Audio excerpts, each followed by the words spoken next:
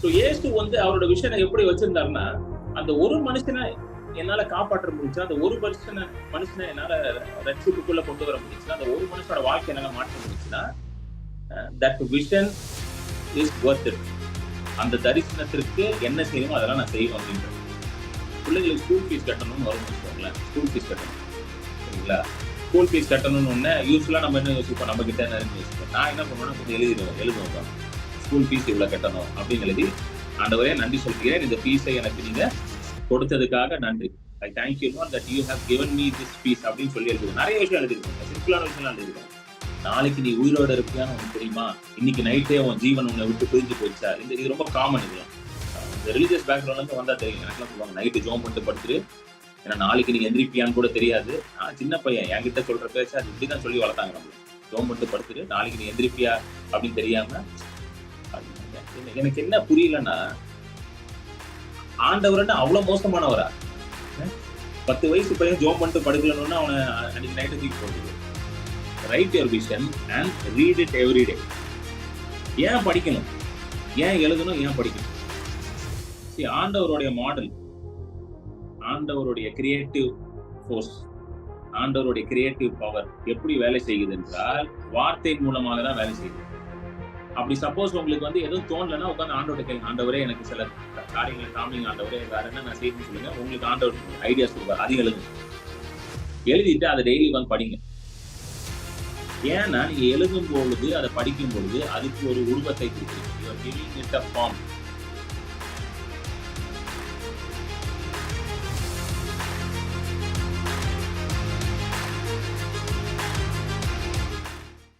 Good evening and I welcome you all in the name of our Lord and Savior Jesus Christ. இயேசுவின் நாமத்துல உங்களை நான் வரவேற்கிறேன்.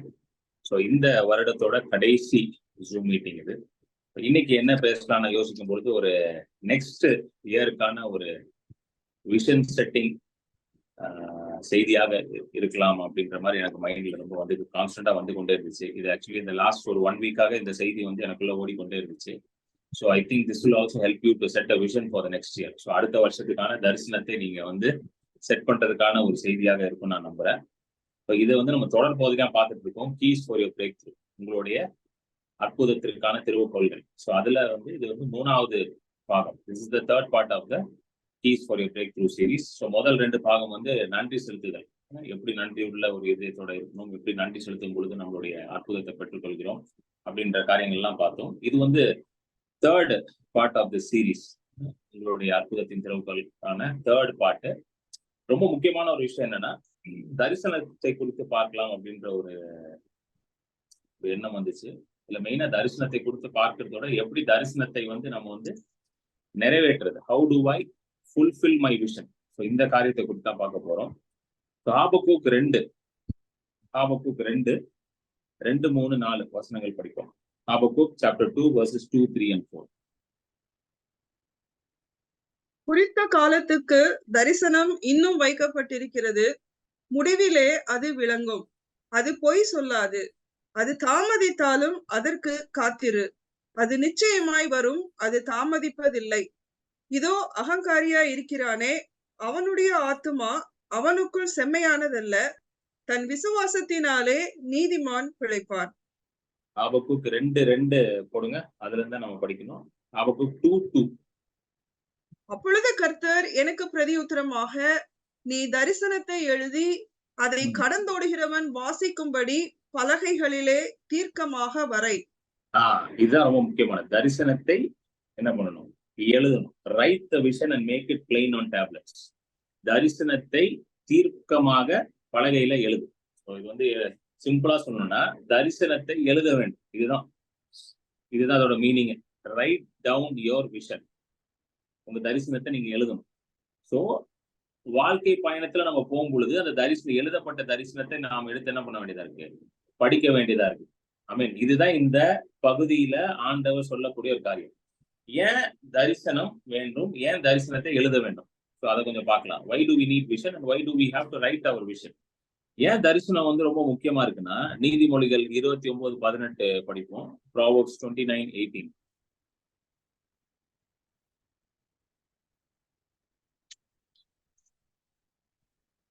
தீர்க்க தரிசனம் இல்லாத இடத்தில் ஜனங்கள் சீர்கெட்டு போவார்கள். வேதத்தை காக்கிறவனோ பாக்கியவான். ஓகே, இதே வந்து கிங் ஜேம்ஸ் வெர்ஷன்ல நீங்க படிச்சீங்கன்னா அதுல போட்டிருக்கு, where there is no vision the people perish but he that keepeth the law happy is he.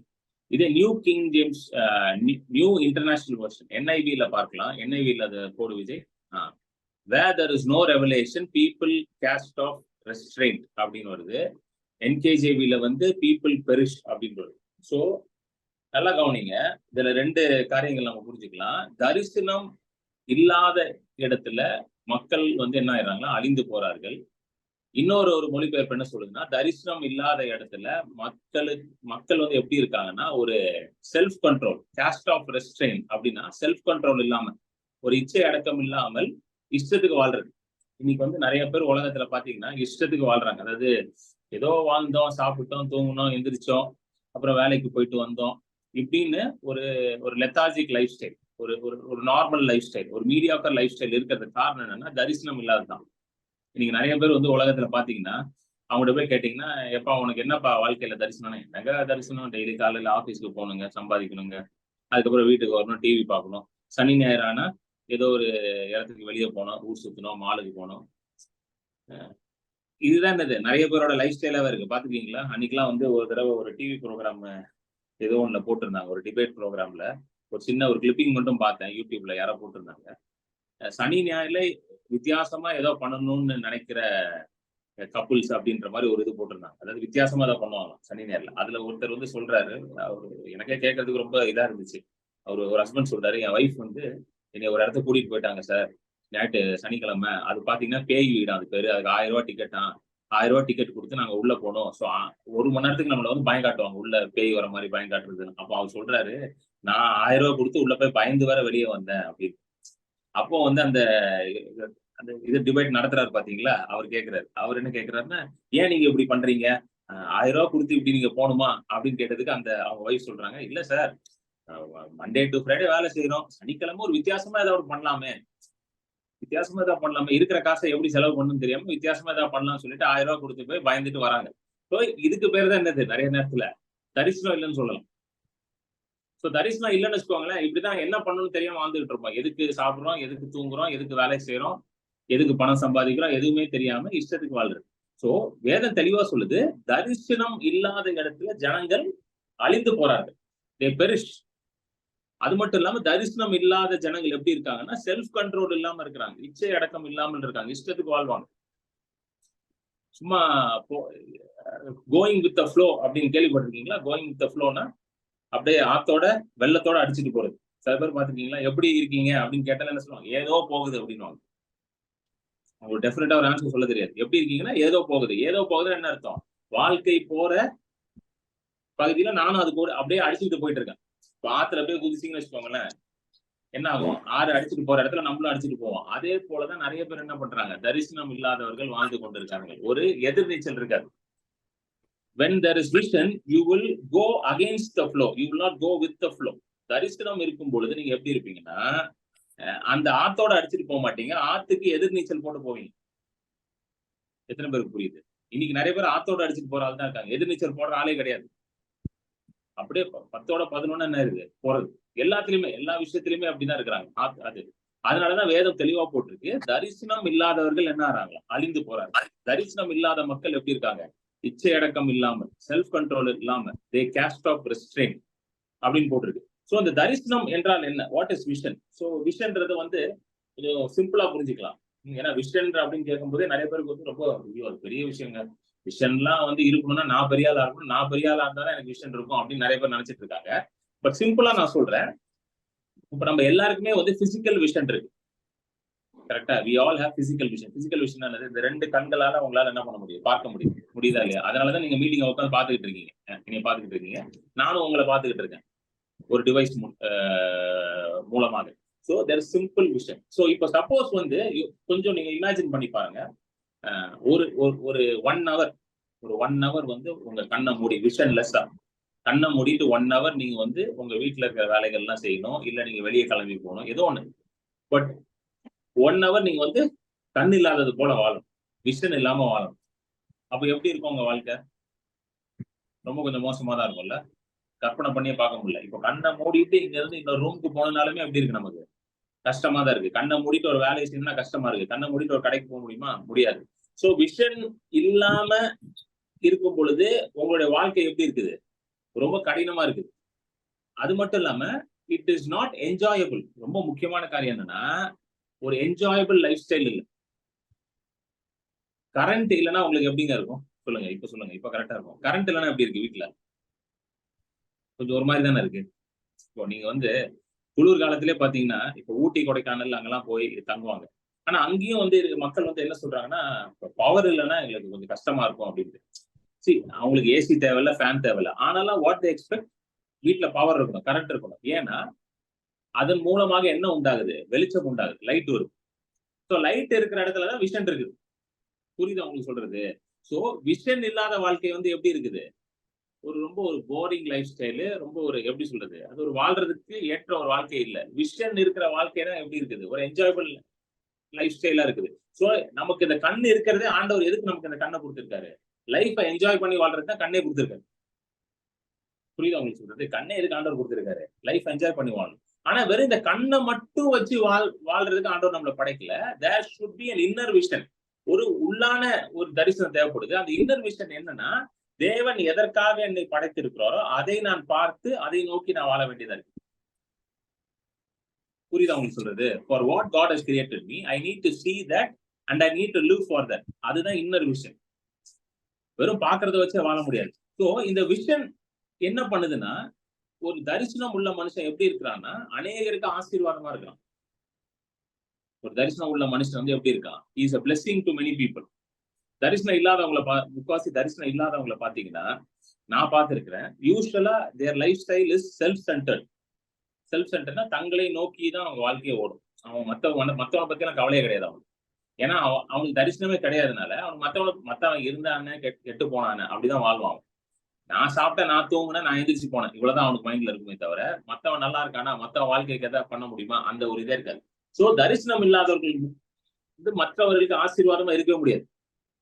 இன்னொன்னு, தரிசனம் உள்ளவர்கள் எப்பொழுதும் ஆண்டவரை நம்பிதான் இருப்பாங்க. உங்களுக்கு ஒரு விஷயம் இருந்துச்சுன்னு வச்சுக்கோங்களேன், கண்டிப்பா நீங்க தேவனை நம்பிதான் வாழ்வீங்க. ஏன்னா உங்க விஷனை ஃபுல்ஃபில் பண்றதுக்கு உங்களுடைய பலன் மட்டும் பத்தாது. புரியுதா உங்களுக்கு சொல்றது? To fulfil the vision that you have, your strength and ability is not enough. So நீங்க என்ன பண்ணுவீங்க? ஆட்டோமேட்டிக்கா உங்களுடைய விசுவாசம் ஃபுல்லா எங்க இருக்கும்? ஆண்டவர் மேலதான் இருக்கும். A man with a vision has faith on God. தரிசனம் உள்ள ஒரு மனிதன் தேவன் மேல விசுவாசத்தோட தான் வாழ்வான். இயேசு வந்து ஒரு இடத்துல சொல்றாரு, லூக்கா 6:39 சொல்றாரு. அந்த வசனத்தை போடுங்க. லூக்கா 6:39.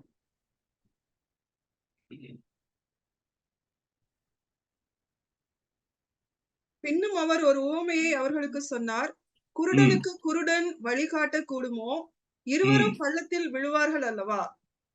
சோ குருடனுக்கு குருடன் என்ன பண்ண முடியாது? வழி காட்ட முடியாது. A blind cannot lead another blind. Both will fall into the ditch. இது வந்து ஒரு உவமை மாதிரி சொல்றாரு. தரிசனம் இல்லாதவர்கள் ஒரு குருடனுக்கு ஒப்பாக இருக்கிறார்கள். A man without a vision is like a blind man.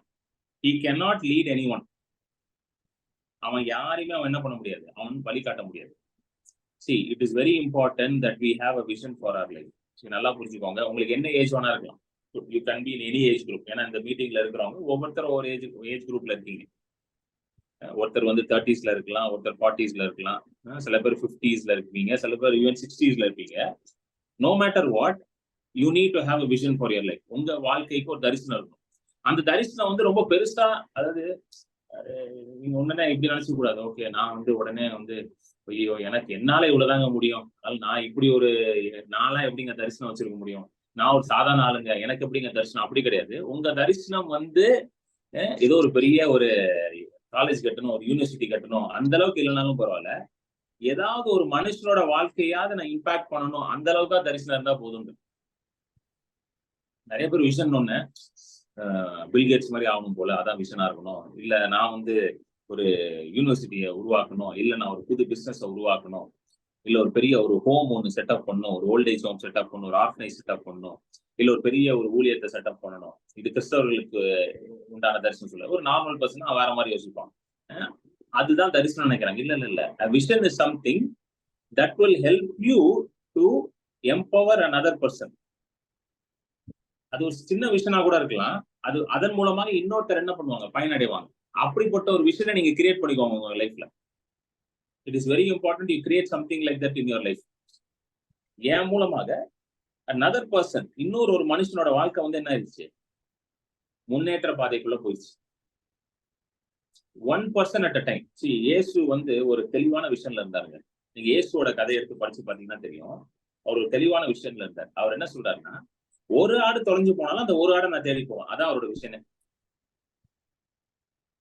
கரெக்டா? லூக்கால வந்து லூக்கா 15 அந்த ஓமையில சொல்றாரு, ஒரு மனுஷன் 100 ஆடு இருந்துச்சு, ஒரு ஆடு தொலைஞ்சு போச்சு, அவன் 99 ஆடை விட்டுட்டு அந்த ஒரு ஆடை தேடி போனான்.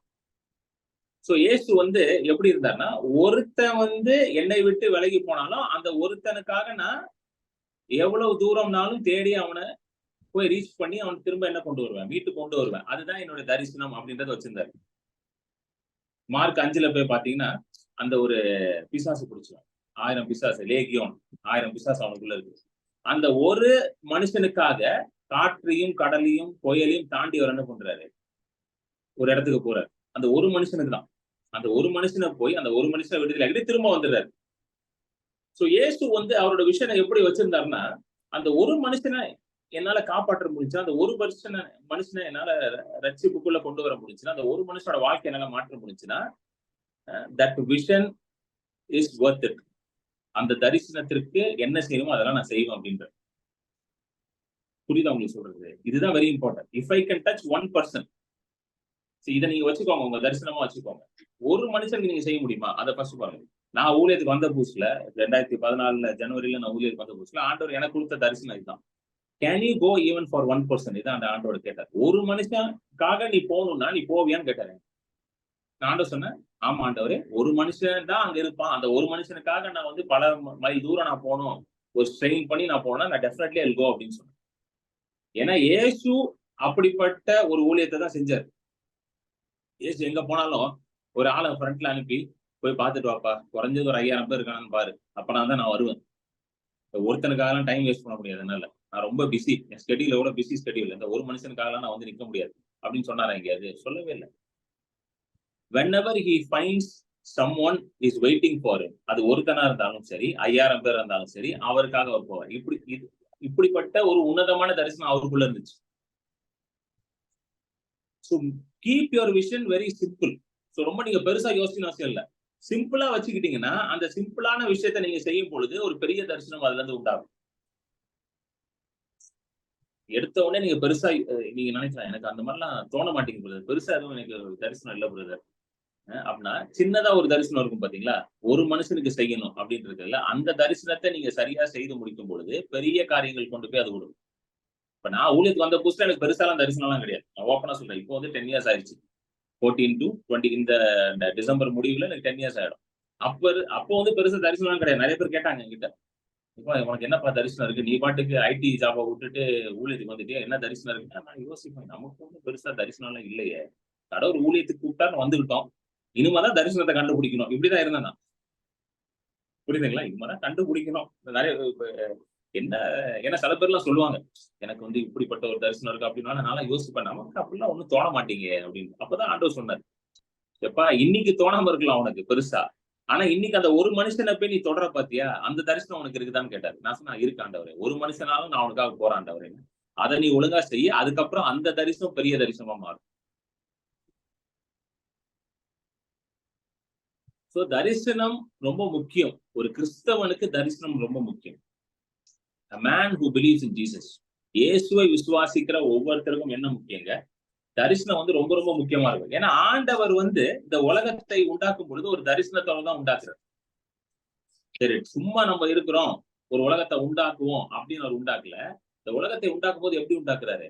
ஒரு தரிசனத்தை தனக்குள்ள வைத்துதான் உண்டாக்குறாரு. அதனாலதான் மனுஷனை எப்படி உண்டாக்குறாருன்னா, தன்னை போலவே உண்டாக்குறாரு. விஷன் இல்லாத காட் வந்து மனுஷனை வந்து அவருடைய சாயல்ல உண்டாக்க மாட்டாரு, வேற மாதிரி உண்டாக்கிட்டு போயிருப்பாரு. ஒரு பெரிய தரிசனம் இருந்துச்சு அவருக்கு. மனுஷன் வந்து இப்படிதான் இருக்கணும்ன்ற ஒரு பெரிய தரிசனம் இருந்துச்சு. அந்த தரிசனம் தான் ஆதியாகமம் 1:26 வருது. பலுகி பெருகி பூமியை நிரப்பி கீழ்ப்படுத்தி ஆண்டுக்கிறோம். இதுதான் மனுஷனுக்கு கொடுக்கப்பட்ட தரிசனம். இந்த தரிசனத்தை அவன் நிறைவேற்றணும், இந்த விஷனை நிறைவேற்றணும், இந்த கோல் அவன் நிறைவேற்றணும்னு சொல்லிட்டுதான் அவருடைய கேரக்டரிஸ்டிக்ஸ் எல்லாத்தையும் மனுஷனுக்குள்ள வச்சு, அவருடைய குணாதிசயங்கள் எல்லாத்தையும் உள்ள வச்சு மனுஷனை உண்டாக்குனார். புரியுதுங்களா உங்களுக்கு சொல்றது? ஆண்டவர் ஒரு தரிசனத்துல தான் வாழ்ந்துட்டு இருக்காரு, தரிசனத்தோட தான் இருக்கிறார். சோ இப்ப இந்த தரிசனம் வந்து பாத்தீங்கன்னா ஆபக்கூக்ல, இது ரொம்ப பிராக்டிக்கலா சில விஷயத்த நான் சொல்றேன், உங்களுக்கு ரொம்ப ஈஸியா இருக்கும். ஆபக்கூக் 2:2 ஃபர்ஸ்ட் படிப்போம். ஆபக்கூக் 2:2 படிங்க சிஸ்டர். அப்பொழுது கர்த்தர் எனக்கு பிரதியுத்தரமாக, நீ தரிசனத்தை எழுதி அதை கடந்தோடுகிறவன் வாசிக்கும்படி பலகைகளிலே தீர்க்கமாக வரை. ஆமென். சோ ஃபர்ஸ்ட் அந்த வசனத்தை எடுப்போம். தரிசனத்தை எழுதணும். Right your vision. சோ இத ஃபர்ஸ்ட் எடுத்துப்போம். பலகையில எழுது. பலகைனா அந்த காலத்துல ஸ்டோன்ல தான் எழுதுனாங்க. அதனால பலகையில எழுதுன்னு போட்டிருக்கு. இன்னைக்கு உங்ககிட்ட பேனா பேப்பர் இருக்கு. சோ ஒரு புக் ஒன்று போட்டுக்கோங்க. நான் கொஞ்சம் பிராக்டிக்கல் டிப்ஸ் நீ கொடுக்கல. இன்னும் ஒரு 3-4 டேஸ் தான் இருக்கு. நம்ம புது வருஷத்துக்கு போறோம். சரிங்களா? இது வந்து ரெசல்யூஷன் கிடையாது. நல்லா புரிஞ்சுக்கோங்க. இது ரெசல்யூஷன் கிடையாது. நிறைய பேர் என்ன பிரதர் ரெசல்யூஷன் தானே பிரதர், நிறைய ரெசல்யூஷன் எடுத்திருக்கேன் பிரதர், ஒண்ணு கூட காப்பாற்ற முடியல பிரதர் இது வரைக்கும். ரெசல்யூஷன் புரியுதுங்களா? ஜிம்முக்கு போவேன், அந்த ரெசல்யூஷன் கிடையாது. அதை பத்தி பேசலைங்க. ஆண்டவர் வந்து ரெசல்யூஷன் எல்லாம் உங்களுக்கு எடுக்க சொல்லல. தரிசனம் என்பது வாழ்க்கைக்கானது ஒண்ணு. Vision is something you do for life. வெறும் இந்த புது வருஷத்துக்காக இருக்கிறது கிடையாது. ஏன்னா நீங்க நினைக்கலாம், சரி இவரும் மத்தவங்க மாதிரி தான் போல வருஷ கடைசியில வந்துட்டு ரெசல்யூஷன் எடுக்க சொல்லிட்டாரு வந்து அப்படின்னு. நானே ரெசல்யூஷன்லாம் எடுக்கிறது இல்லைங்க. ஏன்னா கண்டுபிடிச்சிட்டேன், ரெசல்யூஷன்ல எடுத்த வேலைக்காக கண்டுபிடிச்சிட்டேன். ஆனா தரிசனம் இருந்தா தரிசனத்தை நீங்க நிறைவேற்றுவீங்க. ஆமென். ரெசல்யூஷன் தான் யாரும் நிறைவேற்ற முடியாது, தரிசனத்தை நீங்க கண்டிப்பா நிறைவேற்றலாம். ஒரு புக் ஒன்று எடுத்துக்கோங்க. எடுத்துட்டு கொஞ்சம் உங்களை நல்ல ஒரு பீஸ்ஃபுல்லான ஒரு இடத்துல போய் உட்காந்துக்கோங்க. ஒரு காமான ஒரு இடத்துல முடிஞ்ச ஒரு ரூம் முக்கியமா போட்டு கூட்டிக்கோங்க. சரிங்களா? ஏன்னா பக்கத்துல யாரா இருந்தா எழுத விட மாட்டாங்க. எல்லாம் சில பேர் கிண்டல் வேற பண்ணுவாங்க, பெரிய ஆளாகும் நீ தரிசனம் எழுதுற அப்படின்னு கிண்டல் பண்ணுவாங்க யாராவது. அதனால ஒரு தனியா போய் உட்காந்துப்பாங்க. எனக்கு ஏசுவே அப்படிதான் சொல்றாரு, ஜோம் பண்ணணும்னா போய் அறையை பூட்டி கொண்டு ஜோம் பண்ணுன்னு சொல்றாரு. Go lock yourself in the room and pray to your father in heaven in secret. தனிமையில போய் ரகசியமா வந்து அவன் அப்பாட்ட பேசுதான் சொல்றாரு. போங்க போய் உட்காந்துட்டு ஜோம் பண்ணுங்க. ஃபர்ஸ்ட் ஒரு 2 நிமிஷம் கேளுங்க, ஆண்டவரே என் வாழ்க்கை இப்படி இருக்குது, இதான் என் கரண்ட் சிச்சுவேஷன். சரிங்களா? என்கிட்ட இதான் இருக்குது கையில, இப்படிதான் இருக்கேன். அவருக்கு ஏற்கனவே தெரியும். சரிங்களா? இருந்தாலும் நீங்க சொல்லுங்க ஒரு வாட்டி, நான் இப்படிதான் இருக்கேன், இதான் என் சிச்சுவேஷன், இந்த ஊர்ல இருக்கேன், இந்த ஃபேமிலியில இருக்கேன், இந்த எஜுகேஷனல் பேக்ரவுண்ட்ல இருக்கேன், இந்த வேலையை தான் பாக்குறேன், இவ்வளவுதான் வருமானம் வரை, இப்படிதான் இருக்கு ஆண்டவரே. ஆனா என் வாழ்க்கையில ஒரு தரிசனம் வேணும் ஆண்டவரே. I want to do something great அப்படின்னு நீங்க ஆண்டவர்கிட்ட கேளுங்க. அப்போ உங்களுக்கு சில தாட்ஸ் எல்லாம் உங்களுக்குள்ள வரும் மைண்ட்ல. நல்லா கேட்டுக்கோங்க. தரிசனம் ஆண்டவர்கிட்ட இருந்து வரும் பொழுது அது எப்படி உங்களுக்கு இருக்கும்னா, நானா இதை யோசிக்கிறோம் அப்படிதான் தோணும். புரியுதா உங்களுக்கு சொல்றது? ஏன்னா உங்களுக்கு வர தாட்ஸ் எப்படி வரும்னா, இப்ப இருக்க சிச்சுவேஷனுக்கும் அந்த வர தரிசனத்துக்கும் எந்த ஒரு அட்டாச்மெண்ட்டுமே இருக்காது. அட்டாச்மெண்ட்னா இப்போ ஃபார் எக்ஸாம்பிள் வந்து நீங்க வந்து ஒரு சின்ன ஊர்ல இருக்கீங்கன்னு வச்சுக்கோங்க. தமிழ்நாட்டுல அது ஒரு சின்ன ஊர்ல இருக்கீங்க. ஆனா உங்களுக்கு ஒரு தரிசனம் டக்குன்னு நீங்க ஜோம் பண்ணணும், உங்களுக்கு தரிசனம் வருது. ஒரு 15 கண்ட்ரி 20 கண்ட்ரிக்கு நான் டிராவல் பண்ணி நான் ஒர்க் பண்ணுவேன், பிசினஸ் பண்ணணும்னு வருது. டக்குன்னு உங்களுக்கு என்ன தோணும் மைண்ட்? நம்ம இருக்கிற ஊர்ல ஏர்போர்ட்டே கிடையாது, நம்ம எங்க 15-20 கண்ட்ரிக்கு போறது? நம்ம படிப்புக்கு இங்க இருந்து மெட்ராஸ்க்கு போனாலே பெருசு, இதுல 15-20 கண்ட்ரி வேறையா? புரியுதுங்களா அவங்க சொல்றது? அப்படி ஒண்ணு வருதுன்னு வச்சுக்கோங்களேன், இம்பாசிபிளா உங்களால சாத்தியம் இல்லாத ஒரு எண்ணம். புரியுதா சொல்றது? It is something which is impossible by your natural self. இயல்பா உங்களால செய்யவே முடியாது. அப்படி ஒண்ணு வருதுன்னு வச்சுக்கோங்களேன், அது ஆண்டவர்ட்ட இருந்தா வருது. எத்தனை பேருக்கு புரியுது? நீங்க உட்காந்து ஜோம் பண்ணிட்டு ஒரு தாட் வருது, அந்த தாட் வந்து உங்களால நிறைவேற்ற முடியாது அப்படின்னா அது ஆண்டவர்ட்ட இருந்தா இருக்கு. உடனே அதை இருந்து எழுதிருங்க. உட்காந்து இமிடியட்லி ரைட் இட் டவுன். அது உடனே எழுதிருங்க. Because that is coming from God himself. அது ஆவியானவர் உங்களுக்குள்ள பேசி கொண்டிருக்கிற ஒரு காரியம். ஆபிரகாமுக்கு எப்படி ஆண்டவர் சொல்றாருல்ல, உன்னை பெரிய ஜாதியாக்குவேன் அப்படின்னு சொல்றாரு. சொல்லும் பொழுது அவன் தனி மரமா இருக்கிறான். அதனாலதான் சாராக்கு வந்து கடைசி வரைக்கும் விசுவாசமே வரல, சிரிச்சுக்கிட்டே இருக்கிறான் அந்த அம்மா. ஆண்டவர் வார்த்தை சொல்லும் போது அந்த அம்மா சிரிச்சுக்கிட்டே இருக்கிறான். அப்படிப்பட்ட ஒரு காரியம் உங்களுக்குள்ள வரும்போது அது என்ன பண்ணுங்க, அது ஒரு பலகையில. அதுதான் இந்த ஆபகுக்கு 2. பாருங்க, அந்த ஆபகுக்கு 2ல வந்து 1ல இருந்து படிச்சீங்கன்னா கிளியரா புரியும். நல்லா படிங்க. 1 எடுங்க. ஆபகுக்கு 2:1. நான் என் காவலிலே தரித்து ம், அரணிலே நிலை கொண்டிருந்து அவர் ம், எனக்கு என்ன சொல்லுவார் என்றும் அவர் ம். என்னை கண்டிக்கும் போது நான் என்ன உத்தரவு சொல்லுவேன் என்றும் கவனித்து பார்ப்பேன் என்றேன். கவனித்து பார்ப்பேன். அவர் எனக்கு என்ன சொல்வார்? And watch to see what he will say to me and what I will answer when I am corrected. அவர் எனக்கு என்ன சொல்வார் என்று கவனித்து பார்ப்பேன். நல்லா கேளுங்க. இந்த ஆபகுக்கு 2:1 வந்து ஆபகுக்கு தீர்க்கதரிசி ஜெபம் பண்ணிட்டு ஆண்டவர்ட்ட கேட்கிறான். ஆண்டவரே நீர் என்ன சொல்லுகிறீர்? He is waiting on the Lord. தேவன் என்ன உத்தரவு கொடுப்பார் என்று காத்து இருக்கிறான். அது வந்த உடனே அப்பதான் ஆண்டவர் சொல்றாரு பாருங்க. 2வது வசனம். Then the Lord answered me and said. ஆண்டவர் அவனுக்கு பதில் கொடுக்கிறாரு. தரிசனத்தை பலகையில எழுது. சோ நீங்க ஜெபம் பண்ணிட்டு வெயிட் பண்ணுங்க. ஆண்டவர் என்ன சொல்றாரோ அதை எழுதுங்க உடனே. Journal it. Write it down. இது ரொம்ப முக்கியம். கிறிஸ்தவ வாழ்க்கையில எழுத வேண்டியது ரொம்ப முக்கியம். என்னுடைய லைஃப்ல வந்து நான் ஒரு பிராக்டிஸ் வச்சிருக்கிறேன். அது என்ன பிராக்டிஸ்னா, எனக்கு ஏதாவது ஒரு காரியம் தேவைன்னா நான் அதை எழுதிடுவேன் ஃபர்ஸ்ட். நான் வந்து நிறைய காரியங்களை வெறும்னே எழுதியே நான் வந்து சாதிச்சிருக்கேன். என்கிட்ட ஒரு டைரி இருக்குது. டைரி. இது ஒரு டைரி ஒன்று வச்சிருக்கேன். பார்க்க தெரியுதா? இது ஒரு டைரி. இதுல நிறைய எழுதி வச்சிருப்பேன். இது பாத்தீங்கன்னா நிறைய எழுதி வச்சிருப்பேன். இதை என்ன பண்ணுவேன்னா எனக்கு தேவைகள் இருக்கும். இது பண்ணணும். அது சிம்பிளான விஷயம் தான். ஒன்றும் பெரிய விஷயம் இல்லை. பிள்ளைங்களுக்கு ஸ்கூல் ஃபீஸ் கட்டணும்னு வரும்னு வச்சுக்கோங்களேன். ஸ்கூல் ஃபீஸ் கட்டணும். சரிங்களா? ஸ்கூல் ஃபீஸ் கட்டணும்னு ஒண்ணு யூஸ்வலா நம்ம என்ன யோசிப்போம், நம்ம கிட்ட என்ன இருக்குன்னு யோசிப்பேன். நான் என்ன பண்ணுவேன்னா கொஞ்சம் எழுதுவேன் உட்காந்து. ஸ்கூல் ஃபீஸ் இவ்வளவு கட்டணும் அப்படின்னு எழுதி, ஆண்டவரே நன்றி சொல்கிறேன். இந்த ஃபீஸை எனக்கு நீங்க கொடுத்ததுக்காக நன்றி. I thank you Lord that you have given me this fees அப்படின்னு சொல்லி எழுதிருக்கேன். நிறைய விஷயம் எழுதிருக்கேன். சிம்பிளான விஷயம் எழுதிருக்கேன். நீங்க நினைக்கலாம் பெரிய பெரிய காரியம் பெரிய பெரிய காரியம் தான் எழுதணும்னு நினைக்கிறேன். சின்ன சின்ன காரியம் கூட எழுதலாம். சில நேரம் வந்து ஏதாவது ஒண்ணு கட்ட வேண்டியது இருக்கும். ஒரு பில் பே பண்ண வேண்டியது இருக்கும். அதை எழுதுவேன். இந்த மாதிரி நிறைய விஷயங்கள் எழுதியே நான் வாங்கியிருக்கேன் வாழ்க்கையில். புரியுதா அவங்க சொல்றது? வெறும்னே எழுதியே வாங்கியிருக்கேன். அதை எழுதும் பொழுது என்கிட்ட அது ஒண்ணுமே இருக்காது. அதை அந்த அந்த காரியத்தை நான் எழுதுறேன் பாத்தீங்களா? நம்ம ரைட்டிங் தட் அதை செயல்படுத்துறதுக்கான எதுவுமே என் கையில இருக்காது. ஆனா நான் எழுதி முடிச்ச பிறகு பாத்தீங்கன்னா அந்த காரியம் நடந்திருக்கும். நடந்த உடனே நான் என்ன பண்ணுவேன்னா ஒரு பென் எடுத்து டிக் பண்ணிடுவேன். அதை டிக் பண்ணி தேங்க்யூ ஜீசஸ் அப்படின்னு எழுதிடுவேன். அந்த செக்லிஸ்ட் வந்து டிக் பண்ணேன். ஏகப்பட்ட காரியங்கள் இப்படி எனக்கு நடந்திருக்கு என் லைஃப்ல. It's a very simple thing. இது ரொம்ப கஷ்டமா? இதை நீங்க பிராக்டிஸ் பண்ணுங்க. உங்களுடைய அன்றாட வாழ்க்கையில இதை பிராக்டிஸ் பண்ணுங்க. எவ்ரி மந்த் உங்களுக்கு சில தேவைகள் இருக்கும்ல. எல்லா மாசமும் சில தேவைகள் இருக்கும் உங்களுக்கு. எல்லா மனுஷனுக்கும் தேவைகள். அதை எழுதிருங்கன்ற. உங்க வீட்டுக்கு மளிகை சாமான் வாங்கணுமா அதை கூட எழுதுங்கன்ற. தப்பு கிடையாது. ஆண்டவருக்கு வந்து நீங்க மளிகை சாமான் வாங்குறது ஆண்டவருக்கு முக்கியம் இல்லைன்னு நினைக்கிறீங்களா? எங்க அவர் வந்து சின்ன சின்ன இதை கூட ரொம்ப டீட்டெயிலா பாக்குறாரு. அவருடைய பாஸ் ஓவர் மீலுக்கு அவர் தெளிவா இன்ஸ்ட்ரக்ஷன் கொடுக்குறாரு. அங்க ஒருத்தன் ஜாடி தூக்கிட்டு போவான், தண்ணி குடத்தை தூக்கிட்டு போவான், அவன்கிட்ட போய் கேளு, எஜமானனுக்கு ஒரு ரூம் வேணும், அவன் ஒரு வெல் ஃபர்னிஷ்டு ரூம் காட்டுவான்னு போட்டு பைபிள்ல ரொம்ப அழகா போட்டிருக்கு இங்கிலீஷ்ல. he will show you a fully furnished room. So இயேசு கிறிஸ்து எப்படிப்பட்ட ரூம் கேட்டிருக்காரு அவருடைய ஃபீஸ்டுக்கு? fully furnished room. இப்ப நீங்க ஒரு ஹோட்டல் சாப்பிட போறீங்க, போய் பாப்பீங்களா உள்ள ஏசி ஒழுங்கா இருக்கா, டேபிள் சேர் எல்லாம் நல்லா இருக்கா, உட்கார்ந்து சாப்பிடுறதுக்கு வசதியா இருக்கா, பாக்குறீங்களா இல்லையா? இயேசுவும் அதே தான் பார்த்தாரு. தப்பு கிடையாது. சின்ன சின்ன காரியங்கள் கூட அவர்கிட்ட கேட்கறது தப்பே கிடையாது. சோ ஒரு புக் இதுக்குன்னே போடுங்க, ஒரு டைரி இதுக்குன்னே போடுங்க. சம்திங் நிறைய டைரி வரும். அந்த புது வருஷத்துல டைரி கொடுப்பாங்க நிறைய பேர் ஃப்ரீயாலாம். அந்த டைரி எல்லாம் எடுத்து வச்சுக்கோங்க. எடுத்து வச்சு எழுதுங்க. It could be very little. ஒரு டிஷர்ட் வாங்கணும், உங்களுக்கு ஆசையா இருக்குங்க, ஒரு டிஷர்ட் வாங்கணும்னு ஆசைப்படுறீங்க, அதை கூட எழுதுங்க. தப்பு கிடையாதுங்க. நான் சொல்றேன். நம்ம தான் நினைச்சிட்டு இருக்கோம் இதெல்லாம் கர்த்தர்ட்ட கேட்க கூடாதுன்னு. யார் சொன்ன இதெல்லாம் கேட்க கூடாதுன்ட்டு? கர்த்தர் வந்து எல்லாத்தையும் என்கிட்ட கேளுன்றார்.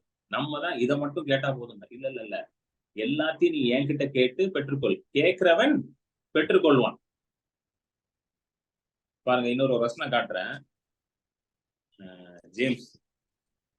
ஜேம்ஸ் வந்து இயேசுடைய ஹாஃப் பிரதர்னா யோசேப்புக்கும் மரியாளுக்கும் பிறந்த மகன் அவர். ஜேம்ஸ் 4 எடுங்க. யாக்கோபு 4:2.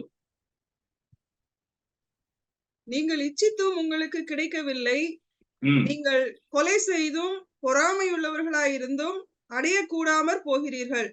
நீங்கள் சண்டையும் யுத்தமும் பண்ணியும் நீங்கள் விண்ணப்பம் பண்ணாமல் இருக்கிறதினாலே உங்களுக்கு சித்திக்கிறதில்லை. ஓகே, இங்கிலீஷ்ல பாருங்க, நல்லா கவனிங்க. அந்த லாஸ்ட் இது பாருங்க, we have not, திரும்ப விஜய் போடாத, இங்கிலீஷ்ல நல்லா கவனிங்க. you have not because you ask not. நீங்கள் விண்ணப்பம் பண்ணா இருக்கிறதுனாலே உங்களுக்கு சித்திக்கிறதில்லை. you have not because you ask not. அப்படி என்னதுன்னா, உங்களுக்கு ஒரு விஷயம் இல்லைன்னா அதை நீங்க கேட்காம இருக்கிறீங்கன்னு அர்த்தம். எத்தனை பேருக்கு புரியுது? you have not because you ask not. you have notனா you have not asked for it ன்னு அர்த்தமா. இது வந்து யாக்கோபு எழுதுறாரு. ஒரு விஷயம் உங்ககிட்ட இல்லைன்னா நீ அதை என்ன பண்ணல, கேட்கல. புரியுதா இல்லையாங்க? you have not asked for it. பாருங்க, இயேசு கிறிஸ்துவே ஜெபத்தை பத்தி சொல்லிக் கொடுக்கும்போது எப்படி சொல்லிக் கொடுக்குறாரு பாருங்களேன். லூக்கா 11 அந்த லார்ட்ஸ் பிரேயர் அவர் சொல்லிக் கொடுத்துட்டு சீஷர்கள் கேட்கறாங்க, ஆண்டவரே எங்களுக்கு ஜெபிக்க கற்றுத்தாருங்கள் அப்படின்னு சொல்லிட்டு அதை சொல்லிக் கொடுக்குறாரு. 11 அப்படியே வர்றாரு, சொல்லிக் கொடுக்குது. 9வது வசனம் வாங்க, 11:9, லூக்கா 11:9. மேலும் நான் உங்களுக்கு சொல்லுகிறதாவது, கேளுங்கள் அப்பொழுது உங்களுக்கு கொடுக்கப்படும், தேடுங்கள் அப்பொழுது கண்டடைவீர்கள், தட்டுங்கள் அப்பொழுது உங்களுக்கு திறக்கப்படும். கேளுங்கள் அப்பொழுது கொடுக்கப்படும். இப்போ நிறைய பேர் வந்து கேட்கறது கிடையாது.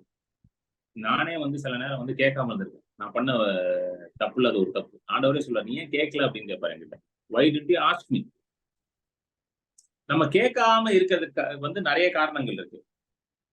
அதுல சில காரணங்கள் நான் கண்டுபிடிச்சிருக்கேன். ஒண்ணு என்னன்னா, நம்ம கேட்காம இருக்கிறது காரணம் வந்து, ஃபர்ஸ்ட் காரணம் என்னன்னா, இதெல்லாம் ஆண்டோட கேட்கலாமா அப்படின்ற ஒரு டவுட் நமக்கு இருக்கு. கரெக்டா? நிறைய பேருக்கு இந்த டவுட் இருக்கு. இதெல்லாம் ஆண்டோட கேட்கலாமா? இதெல்லாம் வந்து ஏதோ பெரிய பெரிய காரியத்தை தான் பிரதர் கேட்கலாம், இந்த மாதிரி சின்ன சின்ன காரியங்கள்லாம் கேட்கல, அப்படி ஒண்ணு இருக்குது. இது ஏன் இந்த மாதிரி டவுட் நமக்கு வருதுன்னா, நமக்கு யாரும் இப்படி சொல்லி தரல. ஜென்ரலா எப்படி சொல்லி கொடுத்துட்டாங்க, கிறிஸ்தவ மதத்திலையும் சரி மற்ற மதங்கள்லயும் சரி, பெரிய பெரிய காரியங்களை தான் நீ கடவுள்கிட்ட கேட்கணும், சின்ன சின்ன காரியங்கள்லாம் நீ கேட்கக்கூடாது அப்படின்ட்டு. அது ஒண்ணு இருக்கு. இன்னொன்னு வந்து என்னன்னா, இதை கேட்டா எனக்கு ஆண்டவர் கொடுப்பாரா அப்படின்னு ஒரு டவுட் இருக்கு. இந்த டவுட் தான் நிறைய பேருக்கு. இதெல்லாம் ஆண்டவர் எனக்கு கொடுப்பாரா? will God give me this? இதை பெற்றுக்கொள்றதுக்கு எனக்கு என்ன இருக்குது, தகுதி இருக்குதா? இந்த ஒரு டவுட் நிறைய பேருக்கு இருக்கு. இந்த டவுட்னாலதான் பாதி பேர் கேட்கறதே கிடையாது. am I worthy to receive this? இது வந்து அவர் பெற்றுக்கொள்ளலாம், ஏன்னா அவருக்கு தகுதி இருக்கு. ஆனா நான் பெற்றுக்கொள்றதுக்கு எனக்கு தகுதி இருக்குதா? அதனால கேட்கறது இல்லை. இன்னொரு ஒரு பெரிய ரீசன் ஏன் நிறைய பேர் கேட்கறது இல்லைன்னா, அவங்களுக்குள்ள இருக்கிற அந்த பெருமை, ப்ரைடு. இந்த ப்ரைடு என்ன பண்ணுன்னா, நான் கேட்க மாட்டேன், அவரா எனக்கு கொடுக்கட்டும். இதுக்கு பேர் தான் ப்ரைடு. இந்த ப்ரைடு வந்து நிறைய நேரம் வந்து எப்படி மேனிஃபெஸ்ட் ஆகுதுன்னா, ஒரு ரிலிஜியஸ் வேல மேனிஃபெஸ்ட் ஆகும். இது கவனிச்சிருக்கீங்களா? நான் அவங்களா கொடுக்கட்டும், நான்லாம் கேட்க மாட்டேன். இதுவே ப்ரைடு தான். இது வந்து எப்படி இருக்கும்னா, நான் எப்படி சொல்றதுன்னு தெரியல, நம்ம அறியாமவே இது வந்து மேனிஃபெஸ்ட் ஆகும். Without our knowledge it manifest. கவனிச்சிருக்கீங்களா? இது எனக்கே ரொம்ப நாளா புரியாம இருந்துச்சு. அப்ப ஆண்டவர் காமிச்சார், இது வந்து ப்ரைடு. இது வந்து அதுதான் வந்து ஆபக்கூக்கு அந்த 2:4 பாருங்களேன். 2:4 படிங்க. அகங்காரியா இருக்கிறானே, அவனுடைய ஆத்மா அவனுக்குள் செம்மையானதல்ல, தன் விசுவாசத்தினாலே நீதிமான் பிழைப்பான். அகங்காரம். சோ அகங்காரமா இருக்கிறவன், அது வந்து இங்கிலீஷ்ல எப்படி வருது பாருங்க. behold the soul which is lifted up. New king James வெர்ஷன்ல போடுங்க. அத 2:4 நியூ கிங் ஜேம்ஸ் வெர்ஷன்ல போடுங்க.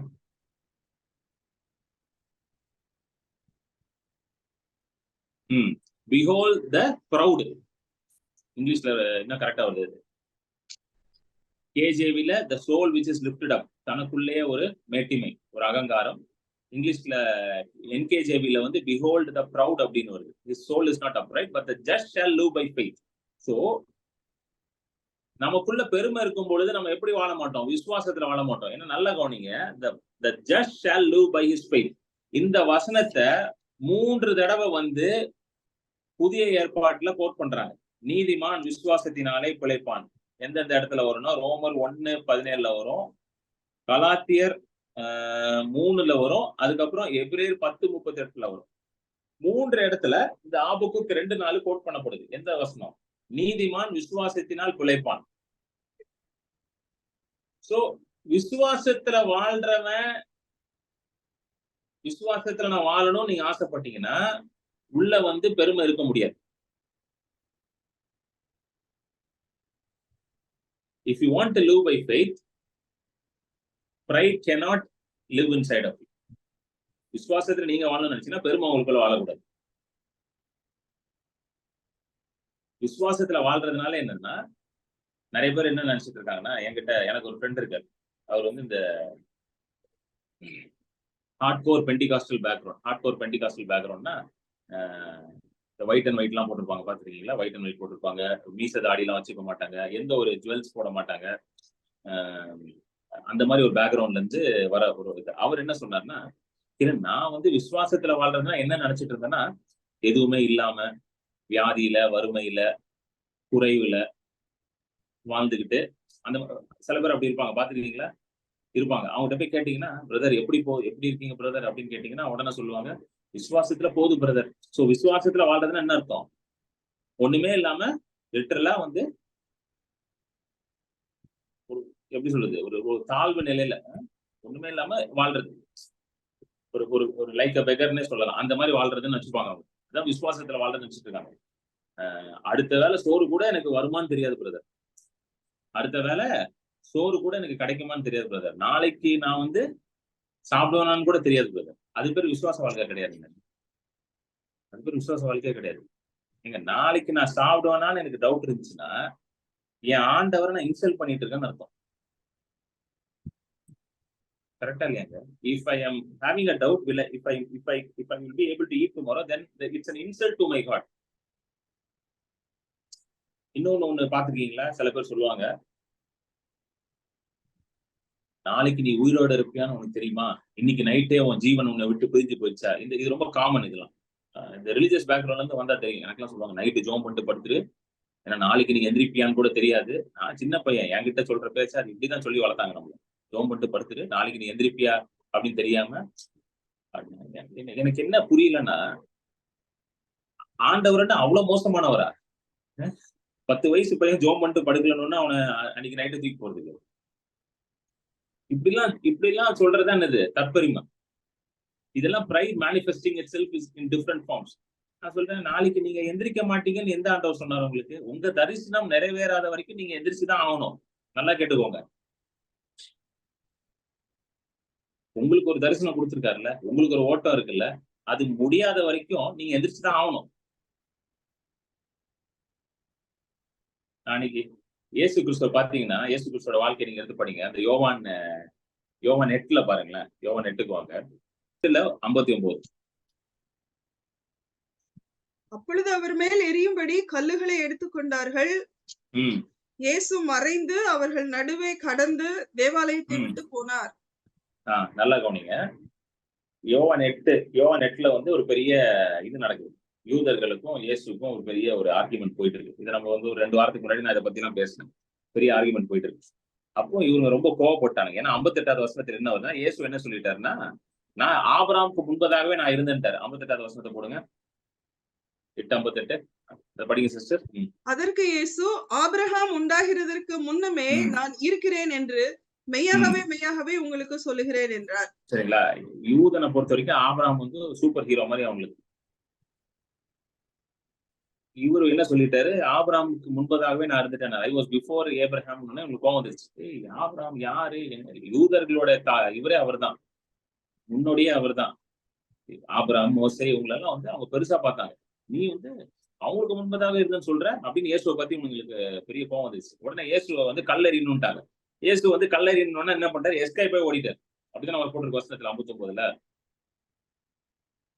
ஏன் அவர் வந்து கல்லறி வாங்கல? அந்த இடத்துல கர்த்தருக்காக ஊழியத்துக்காக கல்லறி வாங்கியிருக்கலாம்ல.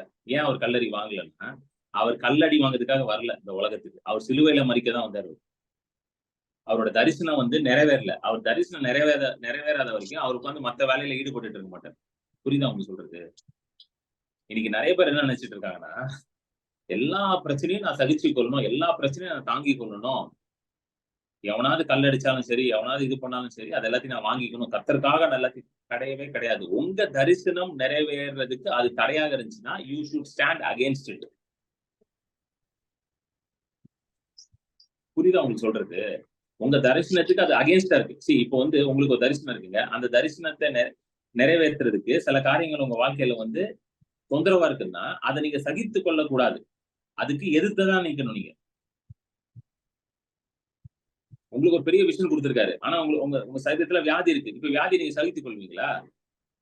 ஏன்னா அந்த வியாதி வந்து உங்க தரிசனத்தை நிறைவேறாம உங்களை தடுத்து கொண்டிருக்கு. So you should not tolerate that.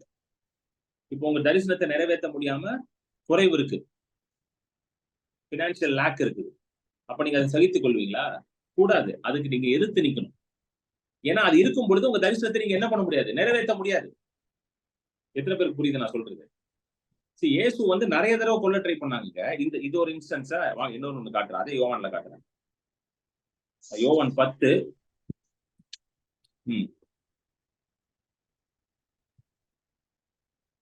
யோவான் 10:39. இது நிமித்தம் அவர்கள் மறுபடியும் அவரை பிடிக்க தேடினார்கள். அவரோ அவர்கள் கைக்கு தப்பி ஓடிட்டார். புரியுதுங்களா? பாருங்க, வித்தின் 2 chapters 2 தடவை மாட்டுறாரு. தப்பி ஓடிட்டார். அவங்க கிட்ட போயிட்டு எப்பா பரவாயில்ல, நான் கர்த்தருக்காக அடி வாங்க போறேன், கர்த்தருக்காக அப்படின்னாரு அவரு. சொல்லுங்க. கிடையாது. அவர் தரிசனத்துல அவர் தெளிவா இருக்காரு. அவர் சிலுவையை தூக்கிட்டு போய் நம்மளுடைய பாவங்களுக்காக, நம்மளுடைய நோய்களுக்காக, நம்மளுடைய சாபத்திற்காக அவர் மரிக்கணும்ன்றது அவர் தரிசனம். அதுக்கு நடுவுல எது வந்தாலும் அவர் அதை அக்செப்ட் பண்ணவே இல்லை. புரியுதா உங்களுக்கு சொல்றது? அவர் எங்கேயுமே போயிட்டு பரவாயில்ல, நான் வந்து அடி வாங்கிக்கிறேன், நான் கர்த்தருக்காக ரத்த சாட்சியை மறிக்க போறேன் அப்படின்னு சொன்னாரா? இன்னைக்கு நிறைய பேர் வந்து அப்படி நினைச்சிட்டு இருக்காங்க, ரத்த சாட்சியா மறிக்கணும். நான் சொல்றேன், எதுக்கு நீங்க ரத்த சாட்சியா மறிக்கணும்னு நான் கேட்கிறேன். ஆண்டவர் உங்களை ரத்த சாட்சியா மறிக்கணும்னு உங்களுக்கு வச்சிருக்கிறாரா? கிடையாது. சில பேர் வந்து they have chosen martyrdom. chosen martyrdomனா ரத்த சாட்சியை நான் மறிப்பேன் என்று அவங்களுக்கு ஆண்டவர் கொடுத்த தரிசனமே இருந்துச்சு. இப்ப ஏன்னா அப்போஸ்தலர்கள் எல்லாருமே அப்படிதான் மறிச்சாங்க, எக்ஸப்ட் ஜான். யோவானை தவிர எல்லாரும் அப்படிதான் மறிக்கிறாங்க, ரத்த சாட்சியம். ஏன்னா அவர்களுக்கு அப்படிப்பட்ட ஒரு அழைப்பு இருந்துச்சு. they had the call upon their life to be a martyr. அதுக்காக அவர்கள் எதற்காக இந்த உலகத்துல இருந்தாங்களோ அதை அவர்கள் நிறைவேற்றாம இல்லை. அவங்க ஊழியத்துல நிறைவேற்றிட்டு அதுக்கப்புறம் தான் ரத்த சாட்சியம் மறைக்கிறாங்க. சோ அதை எடுத்து வச்சுக்கிட்டு நானும் அப்படிதான் இருப்பேன்னு சொல்றது வந்து ஒரு தவறான ஒரு காரியம். உங்களுக்கு என்ன ஆண்டவர் வச்சிருக்கிறாரோ அதை நீங்க நிறைவேற்றணும். அதுக்கு நடுவுல எது வந்தாலும் அதை விட்டு விலகிறதுக்கான பலத்தையும் திராணியும் ஆண்டவர் உங்களுக்கு கொடுத்திருக்கிறார். இயேசு அதனால பாருங்க, நிறைய இன்னொரு இடத்துல வந்து அவர் அந்த மலையில இருந்து கீழே தள்ளி விட பார்ப்பாங்க. ஒரு கிளிப்ல இருந்து அவர் கீழே தள்ளி விட பார்ப்பாங்க. அங்கேயே எஸ்கேப் ஆயிடுவாரு. அவங்க இப்படி தள்ளி விட பார்ப்பாங்க, அவர் இப்படி எஸ்கேப் ஆயிடுவாரு. நீங்க இயேசுவோட கனெக்டா இருந்தீங்கன்னா எப்படி எஸ்கேப் ஆகணும்னு சொல்லி தருவார் நிறைய விஷயத்த. ஏன்னா பவுல் எஸ்கேப் ஆனாரா இல்லையாங்க? பவுல் என்ன எல்லா இடத்துலயும் அடின்னு உட்கார்ந்து இருந்தாரு. அவரு சில இடத்துல அடி வாங்கினாரு பவுல், நான் ஒத்துக்கிறேன். சில இடத்துல வந்து அவர் அடி வாங்கினாரு இல்லை. ஆனா எல்லா இடத்துலயும் நீ அடின்னு இருந்தாரா? பாருங்க, ஒரு இடத்துல பவுல் வந்து வாங்க 9 அப்போஸ்தலர் 9:23.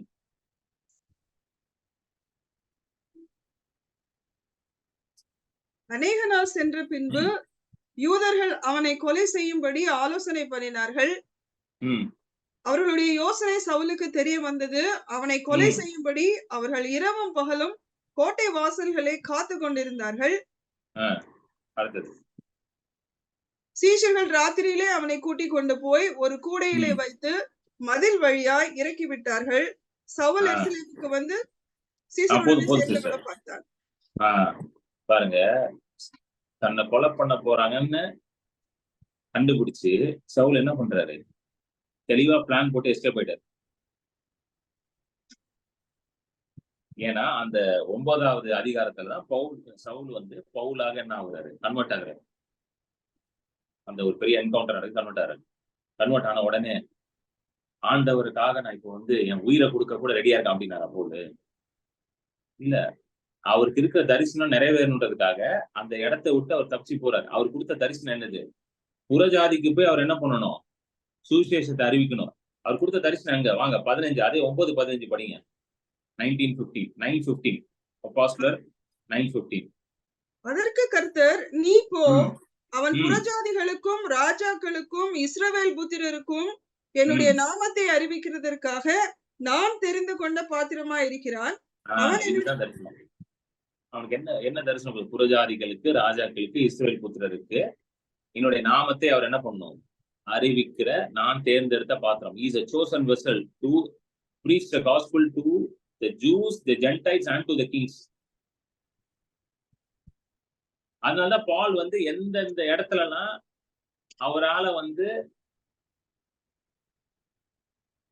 அந்த பிரச்சனையில இருந்து விலக முடியுமோ அந்த இடத்துல எல்லாம் தன்னுடைய ஸ்லாக்கியத்தை யூஸ் பண்ணி விலகுறாரு. இன்னொரு இடத்துல பாத்தீங்கன்னா பால் அரெஸ்ட் பண்றாங்க. பால் அரெஸ்ட் பண்ண உடனே பால் வந்து என்ன சொல்றாருன்னா, நான் யூதன் அப்படின்னு வருது. அது அந்த வசனத்தை எடுக்கிறேன். இது ஒரே சொல்லுங்க.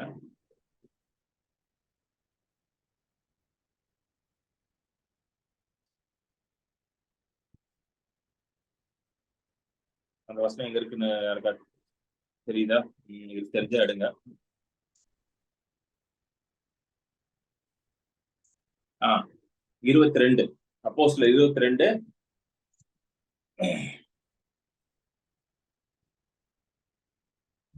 25.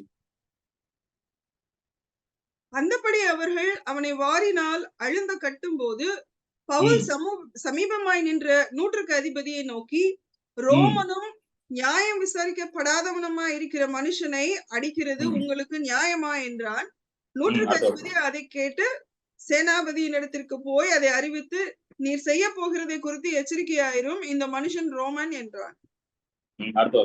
அப்பொழுது சேனாபதி பவுலின் இடத்தில் வந்து, நீ ரோமனா, எனக்கு சொல்லு என்றான். அதற்கு அவன், நான் ரோமன் தான் என்றான். சேனாபதி பிரதியுத்தரமாக, நான் மிகுந்த திரவியத்தினாலே இந்த ஸ்லாக்கியத்தை சம்பாதித்தேன் என்றான். அதற்கு பவுல், நானோ இந்த ஸ்லாக்கியத்திற்குரியவனாக பிறந்தேன் என்றான். அவனை அடித்து விசாரிக்கும்படி எத்தனமா இருந்தவர்கள் உடனே அவனை விட்டு விட்டார்கள். சேனாபதி அவன் ரோமன் என்று அறிந்து அவனை கட்டுவித்ததற்காக பயந்தான். பாருங்க, இங்க வந்து பால் அரெஸ்ட் பண்றாங்க. இது வந்து ஃபர்ஸ்ட் டைம் பால் அரெஸ்ட் பண்ண, நிறைய தடவை அரெஸ்ட் எல்லாம் ஆயிருக்காரு. ஆனா இந்த இடத்துல வந்து ரோமன்ஸ் அவர் அரெஸ்ட் பண்ண உடனே இவர் வந்து நான் ரோமன் அப்படின்றத தன்னுடைய சிட்டிசன்ஷிப் ரைட்ஸை வந்து அவர் இன்வோக் பண்றாங்க. நான் இந்த ரோம பிரஜை, ஐம் சிட்டிசன் ஆஃப் ரோம் அப்படின்றத வந்து அங்க வெளிக்காட்டுறாரு. ஏன் வெளிக்காட்டுறாருன்னா, அந்த காலத்துல வந்து ரோமன் மேல, ஒரு ரோமன் சிட்டிசன் மேல கை வைக்க முடியாது அவ்வளவு ஈஸியா. கையை வச்சீங்கன்னா அது பெரிய பிரச்சனை, லீகல் பிரச்சனை ஆகும். இந்த காலத்துல வந்து நீங்க வந்து ஒரு அமெரிக்கன் சிட்டிசனா இருந்தாலோ, ஒரு கனடியன் சிட்டிசன், யூகே சிட்டிசனா இருந்தாங்கன்னா உங்களை அவ்வளவு டக்குலாம் தூக்கி எந்த கண்ட்ரிலாம் உள்ள வைக்க முடியாது அவங்களை. ஒரு அமெரிக்கன் சிட்டிசனை வந்து நீங்க இந்தியாவில் அரெஸ்ட் பண்ணீங்கன்னா உடனே அவங்களுடைய கான்சுலேட்ல இருந்து வந்துருவாங்க, நீ எப்படி என்னுடைய சிட்டிசனை நீ அரெஸ்ட் பண்ணலாம் அப்படின்ட்டு. அந்த அளவுக்கு வந்து அவங்களுக்கு பவர் இருக்கு அந்த நாட்டின் சிட்டிசனா இருக்கிறதுனாலே. அதே போல பவுல் வந்து ரோமனா இருந்தனால அவருக்கு ஒரு பயங்கரமான ஒரு ப்ரிவிலேஜ் இருந்துச்சு. வேர்ல்டு ஃபுல்லா டிராவல் பண்ணலாம் அவர் வித்தவுட் எனி ப்ராப்ளம். நீங்க ஒரு அமெரிக்கன் பாஸ்போர்ட் வச்சிருக்கிற ஒரு ஆள் வந்து பாத்தீங்கன்னா எல்லா கண்ட்ரிக்கும் ஈஸியா போகலாம். சில பாஸ்போர்ட் நீங்க போய் கூகுள்ல போய் போட்டு பாருங்களேன், எந்தெந்த பாஸ்போர்ட்லாம் ரொம்ப பவர்ஃபுல்னா அதுல நியூசிலாந்து, அமெரிக்கா அந்த மாதிரி எல்லாம் வரும். அதை வச்சிருந்தீங்கன்னா ஆல்மோஸ்ட் 170-180 கண்ட்ரிஸ் வந்து வித்தவுட் வீசா நீங்க போகலாம். வித்தவுட் வீசா கிடையாது. எனக்கு தெரிஞ்ச ஒருத்தர் இருக்கிற அமெரிக்கன் சிட்டிசன், அவர் இந்தியாவுக்கு வரும்போது, அவர் இந்தியன் தான், அங்க போய் செட்டில் ஆகி அமெரிக்கன் சிட்டிசன் ஆயிட்டாரு. அவர் சொல்றாரு, நான் இந்தியாவுக்கு வரும்பொழுது யூஸ்வலா இந்தியாக்குள்ள நீங்க வரீங்க, இந்தியாக்குள்ள வரீங்கன்னா இமிகிரேஷன் இருக்கும். எந்த கண்ட்ரிக்குள்ள உள்ளவங்க இமிகிரேஷன் இருக்கும். அந்த இமிகிரேஷனை தாண்டி தான் நீங்க உள்ள வரணும். அதுக்கு ஒரு பெரிய கியூ நிற்கும், அதெல்லாம் நிற்கும். இவர் அமெரிக்கன் சிட்டிசன், அமெரிக்கன் பாஸ்போர்ட் இருக்கிறதுனால இமிகிரேஷன் குயிக்கா நடந்துச்சு அவருக்கு. ஏன்? அந்த பாஸ்போர்ட் இருக்கனால. Is citizen of the United States of அமெரிக்கானால குயிக்கா மூவ் பண்ணி இமிகிரேஷன்ல மூவ் பண்ணி வந்துட்டான். இல்லைன்னா பெரிய கியூல நான் நின்றுட்டு இருக்கணும் அப்படின்ட்டு. புரியுதா உங்களுக்கு சொல்றது? சோ பால் வந்து ரோமன் சிட்டிசன். அவன் சொல்றான், ஏய் எப்படி நீ என்ன அடிக்கலாம், என்னை விசாரிக்காம எப்படி நீ எனக்கு இதை பண்ணலாம் அப்படின்னு அவனை பயந்துட்டானுங்க உடனே. ஏன் பால் இதை சொல்லணும்? கர்த்தருக்காக வாங்கிட்டு போயிருக்கலாம்ல அடிய. எந்தெந்த இடத்துல வந்து தன்னுடைய ஸ்லாக்கியத்தை யூஸ் பண்ண முடியுமோ அங்க யூஸ் பண்றாரு. பிரிவிலேஜ் யூஸ் பண்ணாம யூஸ் பண்றாரு. ஏன்னா தரிசனம் கர்த்தர் கொடுத்தது. சோ உங்களுக்கு ஆண்டவர் கொடுத்திருக்க தரிசனத்தை நிறைவேற்றுறதுக்கு கர்த்தரே அதற்கு தேவையான எல்லாத்தையும் கொடுப்பார். புரியுதா உங்களுக்கு சொல்றது? Vision is something that comes from God. When God gives you the vision, He also gives you the provision. நம்மளுடைய ஒரே வேலை என்னன்னா, விஷனை வந்து பெற்றுக்கொண்டு அந்த விஷனை முதல்ல எழுதணும். இதுதான் ஃபர்ஸ்ட் நம்ம செய்ய வேண்டிய காரியம். No matter what the vision is. Habakkuk 2:2 சொல்வது போல அந்த தரிசனத்தை பலகையில ஃபர்ஸ்ட் எழுதணும். இதுதான் நீங்க ஃபர்ஸ்ட் பண்ணணும். இந்த வருஷத்துக்கு நீங்க செய்ய வேண்டிய காரியம் இதுதான். இந்த வரப்போற புதிய ஆண்டுல உங்களுக்கு ஆண்டவர் என்ன தரிசனம் கொடுத்திருக்கிறார்? உங்களுக்கு ஏற்கனவே சில தரிசனங்கள் ஆண்டவர் ஏற்கனவே கொடுத்திருக்கிறார். உங்க எல்லாருக்குமே ஒரு தரிசனம் இருக்கு. நான் நிச்சயமா நம்புறேன். தரிசனம் இல்லாதவர்கள் நீங்க யாருமே கிடையாது. Everybody has a vision. அது எல்லாத்தையும் எழுதுங்க. அதுக்கப்புறம் நீங்க வேற என்னெல்லாம் எழுதணும் அப்படின்னு கேட்டீங்கன்னா, உங்களுக்கு தேவைகள்னு ஒன்று சிலது இருக்கும் தெரியுமா? Personally you need certain things in your life. கரெக்டா இல்லையா? உங்க தேவைகள்னு ஒண்ணு இருக்கும்ல. ஏன்னா உங்களுக்கு ஆசைகள் இல்லாம இருக்குமா? இப்போ வந்து என் பிரதர் எனக்கு இந்த ஒரு கார் வாங்கணும்னு ஆசை இருக்கு பிரதர். தப்பு கிடையாதுன்ற. அதையும் எழுதுங்க. எனக்கு இந்த கார் வேணும்னு எழுதுங்க. எனக்கு வந்து ஒரு வீடு கட்டணும்னு ஆசை இருக்கு. எழுதுங்க. எனக்கு ஒரு வீடு, எனக்கு இப்படி ஒரு வீடு வேணும்னு எழுதுங்க. என்னெல்லாம் உங்களுக்கு தேவைகள், எனக்கு இதெல்லாம் வேணும்னு தோணுது பிரதர். எனக்கு வந்து ஒரு போன் வாங்கணும்னு கூட உங்களுக்கு ஆசை இருக்கலாம். அந்த போன் எழுதுங்க. இந்த போன் பர்டிகுலர் மாடல் போன் எனக்கு வேணும்னு எழுதுங்க. நான் சொல்றேன், உங்களுடைய தேவைகள் எல்லாத்தையும் தேவன் பூர்த்தி செய்வார். ஆமென். எல்லாத்தையுமே எழுதுங்க. இது ஒரு பிராக்டிஸா வைங்க. எழுதிட்டு கடந்தோடுகிறவன் அதை படிக்கணும்னு போட்டிருக்கு. He who runs should read it. திரும்பி போடுங்க. ஆபகுக்கு 2 போடுங்க. 2 ஆபகுக்கு 2:3 போடுங்க. குறித்த படிங்க சிஸ்டர். காலத்துக்கு தரிசனம் இன்னும் வைக்கப்பட்டிருக்கிறது. முடிவிலே அது விளங்கும். அது பொய் சொல்லாது. அது தாமதித்தாலும் அதற்கு காத்திரு. அது நிச்சயமாய் வரும். அது தாமதிப்பதில்லை. அது நிச்சயமாக வரும், தாமதிப்பதில்லை. அதுக்கு முந்தின வசனம் பாத்தீங்கன்னா, கடந்தோடுகிறவன் அதை வாசிப்பதாக வரும். 2:2 அதை படிங்க. நீ தரிசனத்தை எழுதி அதை கடந்தோடுகிறவன் வாசிக்கும்படி பலகைகளிலே தீர்க்கமாக வரை. சோ நீங்க எழுதணும் ஃபர்ஸ்ட். எழுதிட்டு டெய்லி படிங்க. புரியுதா உங்களுக்கு சொல்றது?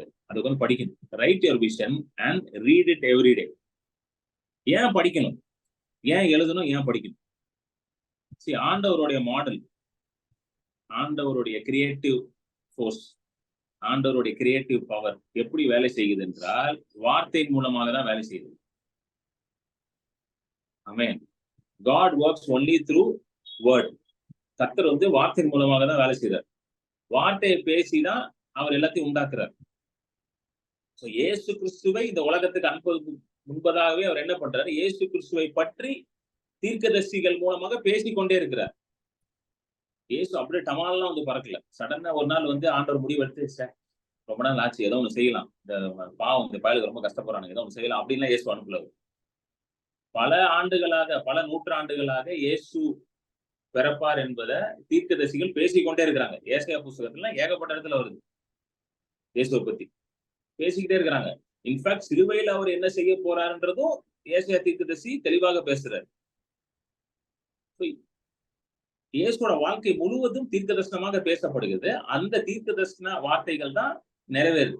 சோ உங்களுடைய தரிசனத்தை முதலாவது நீங்கள் பேச வேண்டும். நல்லா புரிஞ்சுக்கோங்க. First you need to speak your vision. யார்கிட்ட போய் பேசணும் அப்படின்னு நீங்க கேட்டா, உங்ககிட்டயே ஃபர்ஸ்ட் நீங்க பேசணும். நீங்க யார்கிட்டையும் பேசணும், உங்ககிட்ட ஃபர்ஸ்ட் பேசணும். ஏன்னா நிறைய நேரம் நீங்க யார்கிட்டயாவது போய் பேசிட்டீங்கன்னா அவங்களை டிஸ்கரேஜ் பண்ணிடுவோம். கரெக்டா இல்லையாங்க? கூட இருக்கிறவங்க என்கரேஜ் பண்ணணும்னு நினைக்கிறீங்களா? நீங்க சூப்பர் மேன், நீ நான் செமையா இருக்கும் தரிசனம் அப்படின்னு சொல்லுவாங்க நினைக்கிறீங்களா? நீங்க சொன்ன உடனே கிண்டல் பண்ணுவாடே, உனக்கு தேவையா அதெல்லாம்? நீனே ஒண்ணு இல்லாம உட்காந்துருக்க, உனக்கு இதெல்லாம் தேவையா அப்படின்னு தான் டிஸ்கரேஜ் தான் பண்ணுவாங்க. இவனை என்கரேஜ் எல்லாம் பண்ண மாட்டான். சோ தரிசனத்தை முதல்ல உங்களுக்கே நீங்க பேசிக்கோங்க டெய்லி உட்காந்து. சோ ஃபர்ஸ்ட் ஸ்டெப் என்ன பண்ணும்? எழுதுங்க. உங்க தரிசனத்தை எழுதுங்க. உங்க தரிசனத்தை எழுதுங்க. உங்க தேவைகளை எழுதுங்க. உங்களுக்கு வாழ்க்கையில என்ன சாதிக்கணும்னு தோணுதோ எல்லாத்தையும் எழுதுங்க.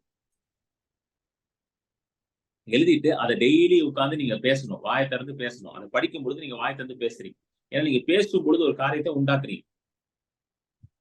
பாருங்க, ஆண்டவருடைய மாடல் வந்து எப்படி இருக்குன்னா, ரோமர்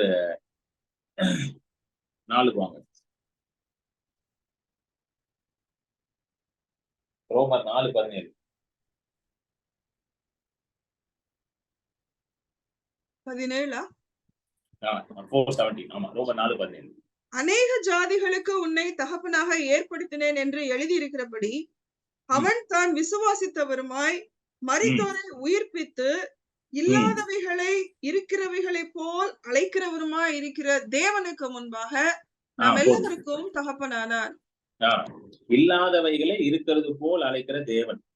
தேவன் வந்து எப்படிப்பட்ட தேவனா, இல்லாதவைகளை இருக்கிறது போல் அழைப்பார். சோ ஒரு விஷயம் இல்லைன்னா அது இருக்கிற மாதிரியே ஆண்டவர் பேசுவார். சோ உங்ககிட்ட ஒரு விஷயம் இல்லைன்னா நல்லா கவனிங்க, நீங்க எப்படி உண்டாக்கப்பட்டிருக்கீங்க? தேவனுடைய அழிவில்லாத வித்தினால நீங்க ஜனப்பிக்கப்பட்டிருக்கிறீங்க. பேதுரு வந்து எழுதுறாரு பாருங்க, நீங்க எப்படி கிறிஸ்துவை ஏற்றுக்கொண்டவர்கள் ஒவ்வொருத்தரும் எப்படி இருக்கிறார்கள் அப்படின்றத பேதுரு வந்து எழுதுறாரு. வாங்க 2 பேதுரு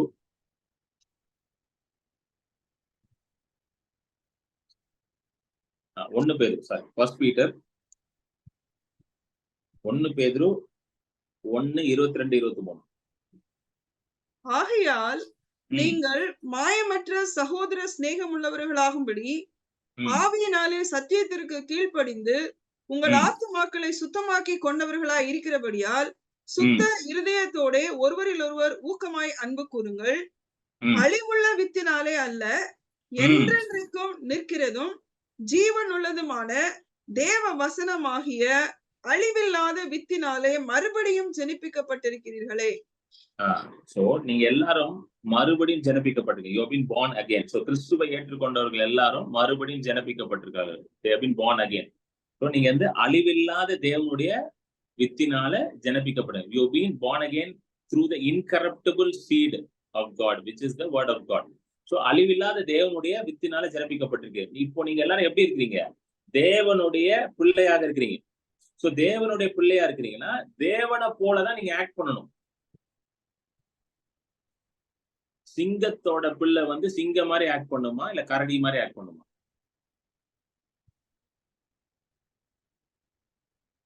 யோசிச்சு பாருங்க. சிங்கம் வந்து குட்டி போடுது, அது சிங்கம் மாதிரி ஆக்ட் பண்ணுமா இல்ல கரடி மாதிரி 2 கால்ல அப்படி தூக்கிட்டு நிக்குமா? காலை தூக்கிட்டு. கரடி பாத்துருக்கீங்களா? 2 கால்ல இப்படி தூக்கிட்டுலாம் நிக்கும். சிங்கம் என்னைக்காவது பாத்துருக்கீங்களா 2 கால்ல தூக்கிட்டு நிக்கிறது? நான் பார்த்ததே இல்லை வரைக்கும். நான் போன ஜான்வரி நான் வண்டலூர் ஷூ போனோம், நான் என் பிள்ளைகள்லாம். கரடி வந்து இப்படி நிக்குது, 2 காலை தூக்கிக்கலாம். இப்படி நடக்குது, 4 காலையும் இப்படி நிக்குது. ஆனா சிங்கம் 4 கால்ல மட்டும் தான் நடக்குது. பாத்துருக்கீங்களா? குரங்கு பாத்துருக்கீங்களா? மரத்து மேல ஏறும். சிங்கம் மரத்து மேல ஏறி பாத்துருக்கீங்களா? குரங்கு மரத்து மேலே தான் உட்காந்துருக்கு. குரங்கு பேன் பார்க்கும், பாத்துருக்கீங்களா?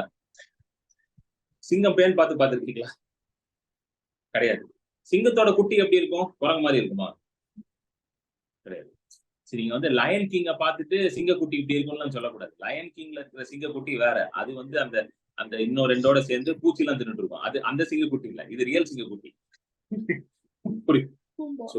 நீங்க தேவனுடைய பிள்ளையாக இருக்கிறதுனால தேவன் எப்படி ஆக்ட் பண்றாரோ, தேவனுடைய ஒர்க்கிங் ஸ்டைல் எப்படியோ அப்படிதான் உங்க ஒர்க்கிங் ஸ்டைல் இருக்கும். சோ தேவனுடைய ஒர்க்கிங் ஸ்டைல் என்னது? இல்லாதவைகளை இருக்கிறது போல அழைக்கிறது. இதுதான் அவரோட ஒர்க்கிங் ஸ்டைல். சோ இப்ப நீங்க உங்க வாழ்க்கையில என்னெல்லாம் இல்லையோ அதெல்லாம் ஃபர்ஸ்ட் இருக்கிற மாதிரி அழைக்க வேண்டும். ஆமென். இல்லாதவைகளை இல்லை என்று சொல்லாமல் இல்லாதவைகளை இருக்கிறது போல சொல்ல வேண்டும். ஆண்டவர் வந்து ஆபிரகாமை பார்க்கும் பொழுது, அடே ஆபிரகாமே உனக்கு வயசாகி போயிடுச்சு அப்படின்னு சொல்லவே இல்லை.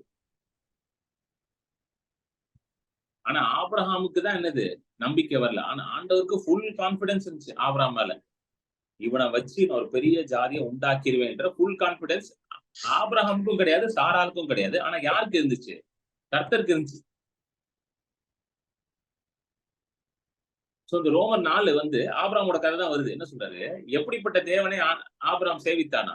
மரித்தோரை உயிரோட எழுப்புகிற தேவன், இல்லாதவைகளை இருக்கிறது போல அழைக்கிற தேவன்.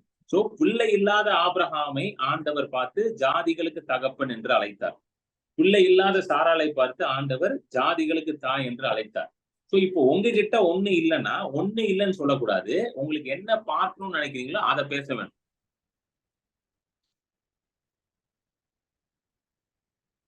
இது கொஞ்சம் கஷ்டமான காரியம் தான். கரெக்டா? டக்குன்னு வராது. அதையும் நான் சொல்லியிருக்கேன். டக்குன்னு வராது. பேங்க் அக்கௌண்ட்ல ஒண்ணுமே இல்ல, இப்படி பிரதர் நான் சொல்றது. ஆனா பேங்க் அக்கௌண்ட்ல வரணும்னா நீங்க இருக்கிற மாதிரி பேசிதான் ஆகும்.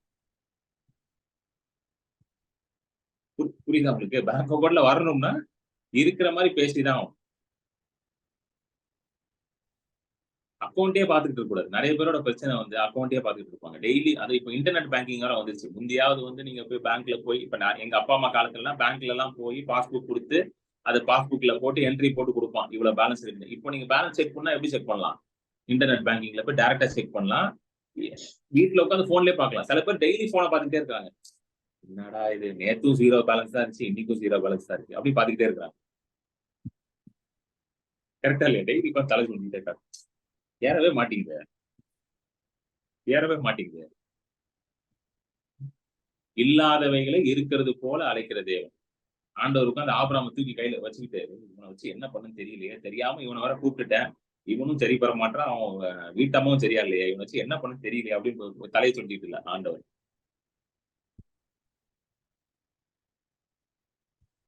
அதுக்கு பதில் என்ன பண்றாரு, நான் என்ன அவன் வாழ்க்கையில பார்க்கணும்னு நினைக்கிறேனோ அதை நான் பேச போறேன் அப்படின்னு சொல்லி அதை பேச ஆரம்பிச்சாரு. சோ நீங்க என்ன பார்க்கணும்னு நினைக்கிறீங்களோ அதை ஃபர்ஸ்ட் எழுதுங்க. அதை எழுதுங்க, எவ்வளவு எழுத முடியுமோ எழுதுங்க. ஒரு சின்ன ஹோம்ஒர்க் மாதிரி கொடுக்குறேன். குறைஞ்சது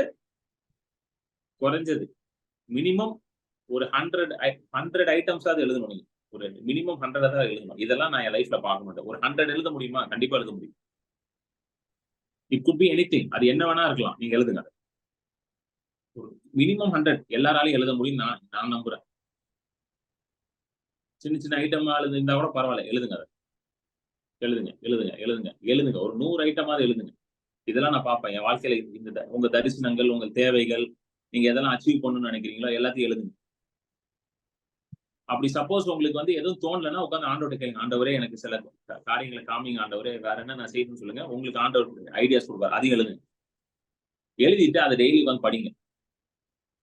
ஏன்னா நீங்க எழுதும் பொழுது, அதை படிக்கும் பொழுது அதுக்கு ஒரு உருவத்தை கொடுக்குறீங்க. You are giving it a form. வார்த்தை தான் மாம்சமானது. யோவான் 1 போட்டிருக்கு, ஆதியிலே வார்த்தை இருந்தது, அந்த வார்த்தை தேவனோடு இருந்தது, இந்த வார்த்தை தேவனாகவே இருந்தது, அந்த வார்த்தை நம்மோடு வாசம் செய்தது. So the word of God became flesh. இயேசு கிறிஸ்து தான் அந்த வார்த்தை நம்மோடு வாசம் செய்தது மாம்சமாக. சோ நீங்க எந்த வார்த்தையை நீங்க பேசுறீங்களோ அது மாம்சமாகும் உங்க வாழ்க்கையில. சோ எந்த காரியத்தை நீங்க அடையணும்னு நினைக்கிறீங்களோ அந்த காரியத்தை நீங்க தொடர்ந்து என்ன பண்ண வேண்டியதா இருக்கு? பேசிக்கொண்டே இருக்க வேண்டியதா இருக்கு. சோ அதை எழுதுங்க, அதை பேசுங்க, அதை எழுதுங்க, அதை பேசுங்க. சோ எழுதும் பொழுது அதுக்கு ஒரு உருவத்தை கொடுக்குறீங்க. ஒரு வீடு கட்டும் போது முதல்ல என்ன செய்வாங்க? எடுத்தோன்னே கட்டிடுவாங்களா? நீங்க போய் ஒரு லேண்ட் வச்சிருக்கீங்க, நீங்க வீடு கட்டணும்னு முடிவு பண்ணிட்டீங்க.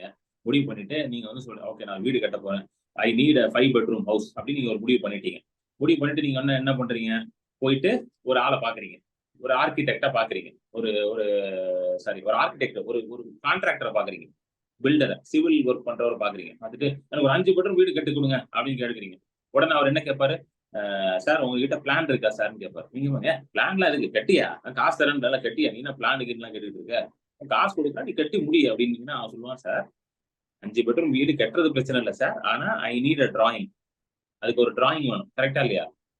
இது இங்க இருக்கணும், இதுதான் இருக்கணும், ஒரு பக்காவா டிராயிங் போடுவாங்க. அந்த டிராயிங்க்கு ஒரு ஆர்கிடெக்டை பிடிக்கணும். அவர்கிட்ட போய் நீங்க சொல்லணும், எனக்கு என் வீடு இப்படி இருக்கணும், அது இப்படி இருக்கணும், இது எப்படின்னு சொன்னீங்கன்னா அவர் சொல்ல அவர் என்ன பண்ணுவாரு? நீட்டா வரைஞ்சு கொடுத்துருவாரு. அதை வச்சுதான் வீடு கட்டுவாங்க. நீங்க நல்லா பாருங்க, உலகத்துல எந்த காரியத்தை உருவாக்கணும்னாலும் முதல்ல அதை பேப்பர்ல தான் கொண்டு வருவாங்க. பாத்துக்கீங்களா? ஒரு காரை உண்டாக்கணும்னா முதல்ல அந்த காரை பேப்பர்ல தான் வரைகிறாங்க. எடுத்தோடனே காரெல்லாம் ஒன்றும் செய்யல, ஒரு பேப்பர்ல வருது. Everything is on paper first. ஏன்னா இது ஆண்டவரால உருவாக்கப்பட்ட ஒரு மாடல். இது ஆண்டவர் உண்டாக்குன ஒரு காரியம். முதல்ல அதை எழுதணும். அதை எழுதி அதை வரைஞ்சி, தமிழ்ல ரொம்ப அழகா வருது அந்த வசனம். பலகையில வர அப்படின்னு வருது, இங்கிலீஷ்ல எழுதுன்னு வருது, தமிழ்ல வரனே வருது. தமிழ்ல டிரா பண்ணு வருது, இங்கிலீஷ்ல எழுதுன்னு வருது. ரெண்டுமே ஒண்ணுதான்.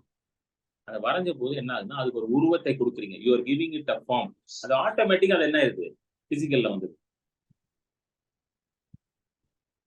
சோ என்ன செய்யணும்னு நினைக்கிறீங்க?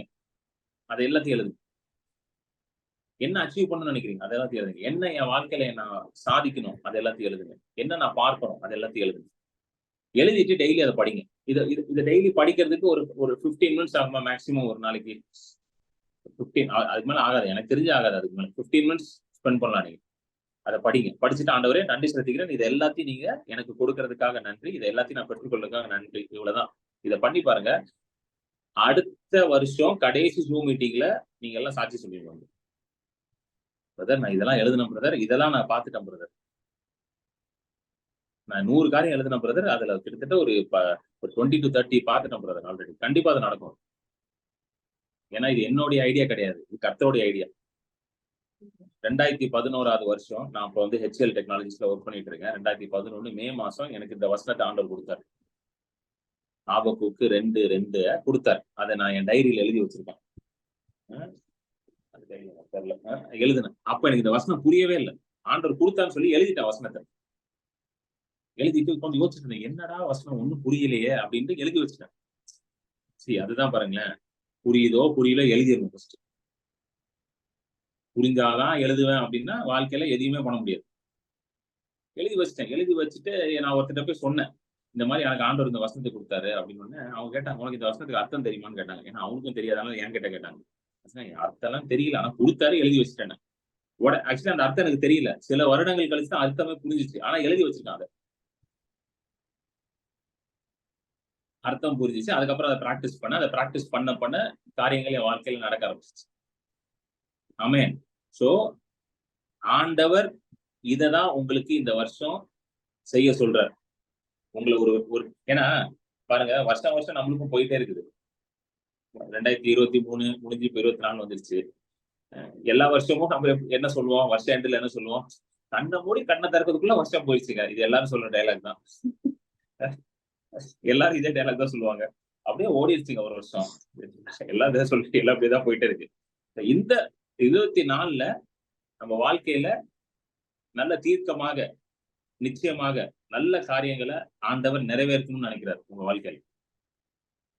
something which is very tangible, something which is very measurable, something which will bless you and bless others. உங்களை மட்டும் இல்ல, மற்றவர்களை ஆசீர்வதிக்கிறதுமான ஒரு காரியத்தை ஆண்டவர் செய்யணும்னு நினைக்கிறார். சோ அதற்கு நீங்க ஃபர்ஸ்ட் ஒரு ப்ளூ பிரிண்ட் போடுங்க. அந்த ப்ளூ பிரிண்ட் தான் நீங்க எழுதுற அந்த வார்த்தைகள். எப்படி ஒரு வீடு கட்டுறதுக்கு நீங்க ஒரு ப்ளூ பிரிண்ட் போடணுமோ, ஒரு டிராயிங் போடணுமோ, அதே போல அடுத்த வருஷம் ஆண்டவரோட தரிசனங்கள் நிறைவேறதுக்கு, உங்களோட ஆசைகள் நிறைவேறதுக்கு, மற்றவர்களுக்கு நீங்க என்ன செய்யணும்னு நினைக்கிறீங்களோ அது நிறைவேறதுக்கு அதுக்கு ஒரு ப்ளூ பிரிண்ட போடுங்க. எழுத வேண்டியது உங்களுடைய வேலை, அதை படிக்க வேண்டியது உங்களுடைய வேலை, நிறைவேற்ற வேண்டியது கர்த்தருடைய வேலை. எழுதுறதும் ஈஸி, படிக்கிறதும் ஈஸி, அதை செய்யறது தான் கஷ்டம். அது கர்த்தர் செய்யறன்றது. ஜெபம் செய்வோம். Thank you Lord. ஆண்டவரே நன்றி செலுத்துகிறோம். Thank you Lord. Thank you father. ஆண்டவரே இந்த 2023 இயருக்காக நன்றி. எங்களோட நீங்க இருந்ததுக்காக நன்றி. Thank you Lord Jesus. ஆண்டவரே சிலருக்கு இந்த ஆண்டு ஒரு வெற்றியான ஆண்டாக இருந்திருக்கும். சிலருக்கு பெரிய வெற்றியை நான் பார்க்கல. சிலருக்கு ரொம்ப கடினமான ஆண்டாக இருந்திருக்கும். ஆனா கர்த்தாவே எங்க எல்லாரோடையும் நீங்க இருக்கிறீங்கப்பா. No matter who we are and what circumstances we are in, you are always there with us. நீங்க எப்பொழுதும் எங்களோட இருக்கிறீங்க. ஹல்லேலூயா. ஆண்டவரே இங்க இருக்கிற ஒவ்வொருத்தரையும் நான் ஆசீர்வதிக்கிறேன். 2024 ஆண்டவரே ஒரு குளோரியஸ் இயராக ஒவ்வொருத்தருக்கும் அவருடைய தனிப்பட்ட வாழ்க்கையில ஆண்டவரே நீங்க நல்லவர் என்பதை ருசி பார்ப்பதற்கான ஒரு ஆண்டாக இருக்குது. ஹல்லேலூயா. கர்த்தர் நல்லவர், கர்த்தர் வல்லவர், கர்த்தர் போதுமானவர் என்பதை அவர்கள் ருசி பார்க்கணும். Let them have a personal experience with you. ஹல்லேலூயா. ஆண்டவரே இயேசு எப்படி பிதாவோட ஒன்றாக இருந்தாரோ அதே போல நாங்க எல்லாரும் இன்னும் அதிகமாக ஆண்டவரே பிதாவோட எப்படி இயேசு ஆண்டவரே ஒரு யூனிட்டியில ஒரு ஒன்னஸ் இருக்கிறோம், அதே போல நாங்க இருக்க எங்களுக்கு உதவி செய்யும். ஹல்லேலூயா. ஏன்னா உம்மோட இருக்கிற அந்த உறவுல, உம்மோட இருக்கிற அந்த ஐக்கியத்துல ஹல்லேலூயா எங்களுக்கு ஜீவன் உண்டாகிறது. அந்த ஜீவன் மூலமாக எங்களுக்கு சகல பரிபூர்ணமும் வரும். அதுக்காக நாங்க நன்றி செலுத்துகிறோம். Thank you Lord. ஆண்டவரே ஒவ்வொருத்தருக்கும் கொடுத்திருக்கிற தரிசனத்துக்காக நன்றி. ஹல்லேலூயா. இந்த 2024ல அந்த தரிசனங்கள் நிறைவேறுகிற, அந்த தரிசனங்கள் ஆரம்பிக்கிற ஒரு ஆண்டாக இருக்கட்டும். ஹல்லேலூயா. நன்றி ஆண்டவரே. அப்பா ஒவ்வொருத்தருக்கும் ஆண்டவரே தனிப்பட்ட முறையில ஒரு பெரிய தரிசனத்தை நீங்க கொடுத்திருக்கிறீங்க. Because each one is important to you. ஒவ்வொருத்தருக்குள்ளேயும் ஒரு யூனிக்னஸை வைத்திருக்கிறீங்க, ஒவ்வொருத்தருக்குள்ளேயும் ஒரு தாளந்தை வைத்திருக்கிறீங்க, ஒவ்வொருத்தருக்குள்ளேயும் ஒரு கிருபை வைத்திருக்கிறீங்க. ஹல்லேலூயா. அதனால ஆண்டவரே அவர்கள் மூலமாக நீங்க என்ன செய்யணும்னு நினைக்கிறீங்களோ, அவர்கள் வாழ்க்கையில நீங்க என்ன செய்யணும்னு நினைக்கிறீங்களோ அது எதுவுமே தடைப்பட்டு போக முடியாது. அது நிச்சயமாக நிறைவேறும். ஹல்லேலூயா. ஆண்டவரே உங்களை நான் ஆசீர்வதிக்கிறேன். வரப்போற ஆண்டுல வியாதி இல்லாத ஒரு ஆண்டாக இருக்கட்டும், பலவீனம் இல்லாத ஒரு ஆண்டாக இருக்கட்டும். இன்னும் அதிகமாக ஆண்டவரே ஒவ்வொருத்தரும் தெய்வீக சுகத்துல நடக்கட்டும். Hallelujah. Thank you, Lord. Especially I pray all kinds of sicknesses, all kinds of diseases, to leave them in the mighty name of Jesus. Thank you, Father. Thank you, Lord. உம்முடைய சித்தம், உம்முடைய பிள்ளைகள் ஒருத்தரும் கூட பலவீனமாக இருக்கக்கூடாது. அதுதான் உம்முடைய சித்தமா இருக்குது ஆண்டவரே. ஹல்லேலூயா. எல்லா குறைவுகளும் நீங்கி நிறைவு உண்டாகட்டும். ஹல்லேலூயா. ஆண்டவரே, நீர் இருக்கிற இடத்துல குறைவு இருக்கவே முடியாது. Where Jesus is, there cannot be any lack, there cannot be any kind of inadequacy. எல்லா இடங்களிலும் நிறைவு உண்டாகட்டும். எல்லா வீடுகளிலும் நிறைவு உண்டாகட்டும். பொருளாதாரத்துல ஒரு முன்னேற்றம் உண்டாவதாக இயேசுவின் நாமத்துல. போதும் என்ற அளவுக்கு மேல அவர்கள் செல்லட்டும் ஆண்டவரே. Hallelujah. Thank you, Lord. Let them go more than enough. Hallelujah. அநேகருக்கு கொடுக்கிற Hallelujah குடும்பங்களாக இந்த குடும்பங்கள் எல்லாம் இருக்கட்டும்.